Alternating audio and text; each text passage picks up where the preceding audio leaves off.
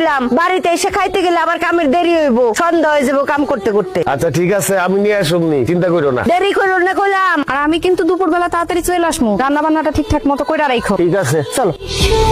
আব্বা এতক্ষণ ধরে চেষ্টা করতেছো, তারপর আগুন জ্বলতেছে না, লাকড়িটা কি ভেজা নাকি? তুই যেই হারে চোখের পানি নাকের পানি ছাড়তাছস, তাতে লাকড়ি এমনি ভিজা যাইবে। সমান অধিকার দিতে গিয়া এখন তো মনে হইতেছে চোখে দেখার অধিকারই হারাই ফেলামো বাপ্পলাই। তাই তো দেখতেছি।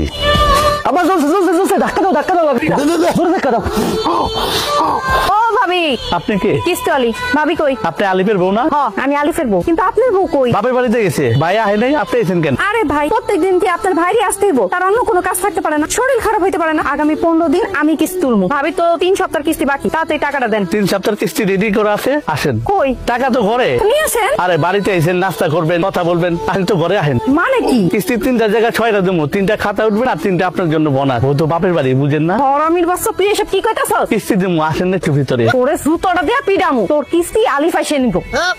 6 কিস্তি এক লাগে দিতাম কিন্তু। কিরে রান্নার খবর কি? রান্না হইছে? ভাত হইছে? সব ভাত তো হইছে, কিন্তু ছোট্ট একটা সমস্যা হয়ে গেছে। সমস্যা কি? হইছে করছস নাকি? তুই তো সব ভাত ফেলাই দিছস। এখন আমি তোর মাল লেগে কেমনে ভাত নিয়ে যাবো? তাহলে তো দুপুরের মধ্যে খাবার নিয়ে যেতে কইছে। এ আব্বা, আমি তোমার একমাত্র পোলা, ভাতের মার গাল থেকে আমার হাতটা পুড়ে গেছে, সেটা নিয়ে তোমার কোনো চিন্তা নাই। তুমি আসো, মাল লেগে কেমনে ভাত লয়ে যাবে সেই চিন্তা লইয়া। তোর মার ভাত যদি আমি সময় মতো না নিয়ে যাই, তুই জানোস আমার খবর করে দিব। বউয়ের শাসন কি জিনিস, বউয়ের যন্ত্রণা কি জিনিস, তুই কি বুঝবি? এমন করে কইতাছো মনে হইতাছে তোমার একারই বউ আছে, আমার বউ নাই। আমি তারে কেমনে খাবার দিব সেটা কও, এটা বুদ্ধি দাও। এক কাম কর, উঠা মাটির থেকে সব ভাত উঠে ধুয়ে ফেলা। এই ভাতে ওকে খাওয়াবো, আমরা পরে রান্না করে খাবো। ঠিক আছে। তরকারির অবস্থা কি তোর? দেই তরকারি রান্না শেষের পথে, লবণটা দেখো তো। দেই লবণ হয়েছে।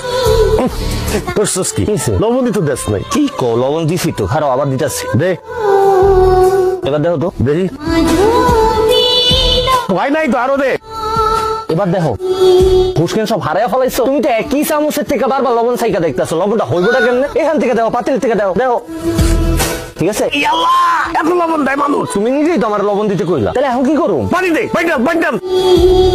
কি করলি তুই? তুই কি এই তরকারির মধ্যে গোসল করবি? এত পানি দেয় কেউ? কি কো আব্বা, তুমিই তো আমার পানি ঢালতে কইলা। তোর মার সামনে তো আমি মুখ দেখাইতে পারুম না, লজ্জায়। খালি মার কথা লয়ে আইছো, আমি আমার বউয়ের সামনে কেমনে মুখ দেখামু? মারে আমি বুঝাই রাখবো, তুমি চিন্তা করো না। কি আর করবি? এগুলাই দিয়া দে, এগুলা লয়ে যাই। আল্লাহ জানে আজকে কি কপালে আছে। এটাই লয়ে যাও, যা আছে কপালে। হে বলা বেগম, আসো খাইয়া দাও, আসো আসো। বিকাল বাজে 4টা, তুমি এত করে খাও না? একটু দেরি হয়ে গেল, কি করুম কও? খাও। কামাক গেছেন আমার? মোরে কামাক গায় নাই, একটু ঠিক মতো কাম করতে হইব। আমার কাম আমি বুঝুম। আর দুইয়া তুমি আমার সাথে খায় না? না কে খাইতে হইব? তুমি প্লেটে খাও আর আমি বাটিতে খাইতেছি।